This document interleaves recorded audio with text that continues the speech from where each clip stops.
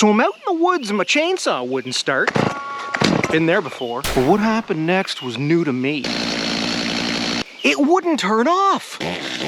Here's how I fixed a chainsaw that wouldn't quit. Oh, hi there. Welcome to the woods. I'm just a jackass who moved out here and is trying to make it through each day without getting injured, maimed, eaten, or worse.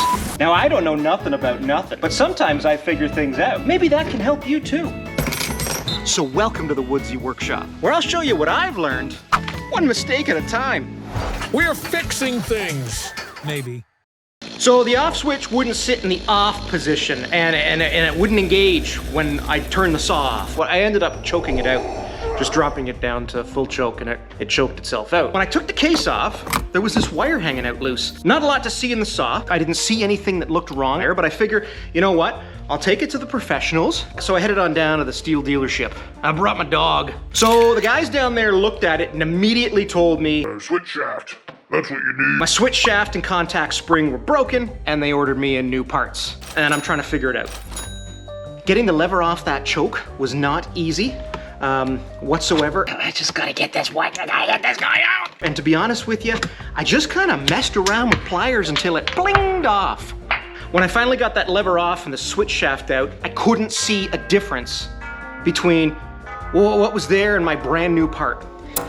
How the heck did the Stihl guys see a broken part that clearly isn't broken? And what the heck is a contact spring anyway? So I figured I'd replace the switch shaft. Hey, wear and tear, I'll just use it.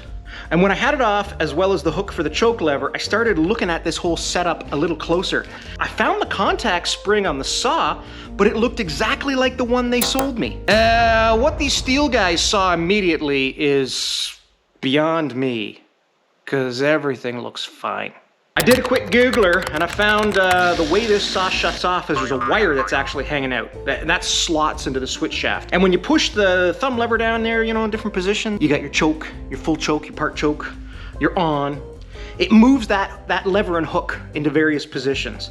And when you move it to off, the metal from that little wire is supposed to contact the metal from something else. And I didn't see in the current setup how metal on metal contact would take place. So I started playing around with these two new parts on the workbench. Hold on now. Making myself a little mock-up. J-Dog might be onto something. And I eventually stumble onto this solve that maybe that contact spring should be sitting up a little higher on this switch shaft. And maybe that's the metal that contacts the metal for the wire in there. Right? Whoa! Look at that!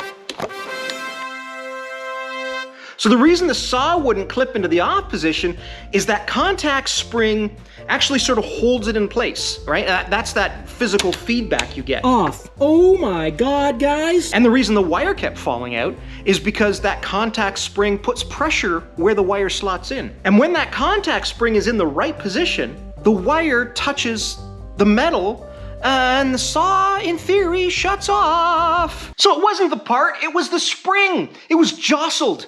It had been jostled. It was jostled. The spring had jostled. It wasn't the part. So when I popped it back into place, oh, everything's looking like it works the way it's supposed to. So everything's in, everything's working. We just got to reassemble this clip, put it into the switch shaft first, and then drop your choke down to full. Use some sort of pointy pliers to pull out this little tab, and you'll find that it slots in pretty easy. I guess in hindsight, maybe that's the way you could take it apart too. Got the cover back on, and all we gotta do is test. Did we fix the saw?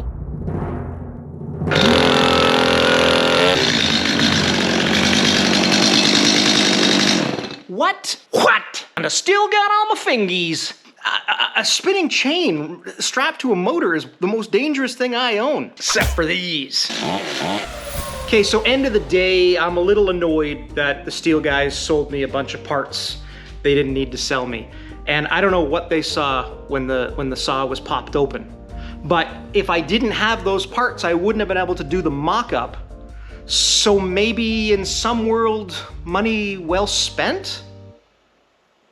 So in the future, if the saw doesn't turn off, if it ever does that again, and that thumb lever won't go into place, and I take the case off and there's a wire hanging out, first thing I'm gonna do is drop my peepers down to where to where that contact spring is.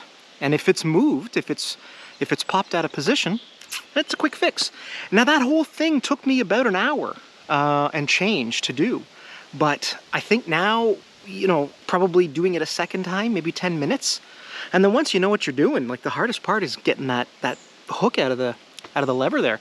But it's handy with a little pair of pliers to pull it back, and it does pop out. Yeah, you probably do it in 2-3 minutes now. So that's what worked for me.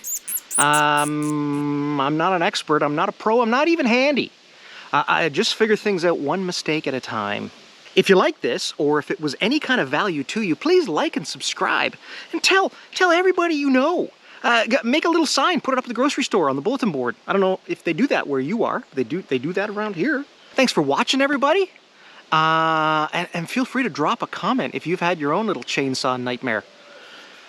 What a lovely day in the woods.